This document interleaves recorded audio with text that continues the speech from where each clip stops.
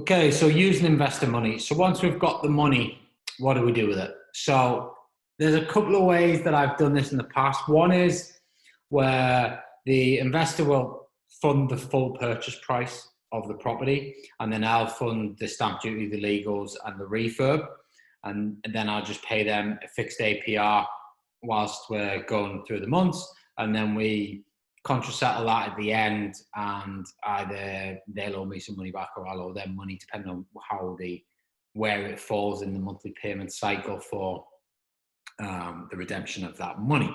That tends to be the straightforward process.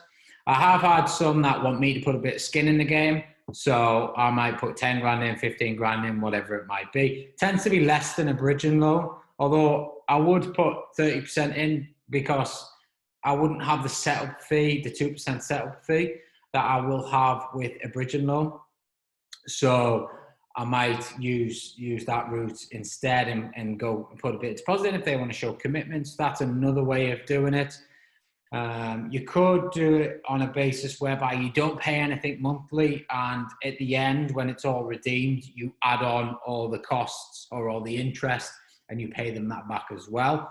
So that is one angle to do it. And I haven't done this before, but I know that some people will also borrow additional money for the refurb costs and pay an APR on that, and then pay the investor back in full once they get their remortgage, including the additional costs and including the interest.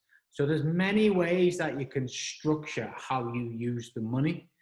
Ultimately, it comes down to a loan agreement between the two parties that you're both comfortable with and that you are, absolutely, 100% on board with on both parties, and it's a win-win for both parties. If it's not a win-win, you're never going to get to where you need to get to. So just make sure everybody's comfortable, everybody's happy, and if that is the case, what tends to happen is the money will roll over to the next project because they'll see how easy it is, they'll see how quick you pay them back, they'll see that they definitely got that money back, so the trust is built, and they want to go again because they're investing because they need their money to return a cash flow for them. Maybe they haven't got the time and the experience to do it through a property like we do, so they're just looking for a return on their money all the time, and they are the type of people that you want to work with. The other way to do it, or there's a few other ways to do it actually, I'll cover them on the next video, which is all about the different types of JV agreements. So I'll cover them on the next video. So that's how I would use JV money for investing in BRR projects.